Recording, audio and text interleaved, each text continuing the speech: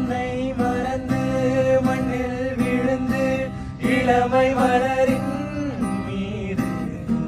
தன்னை இழந்த வண்டு தேக சுகத்தில் கவனம் காட்டு வழியில்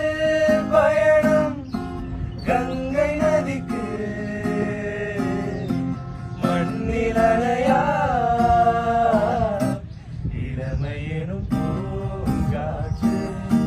பாடியது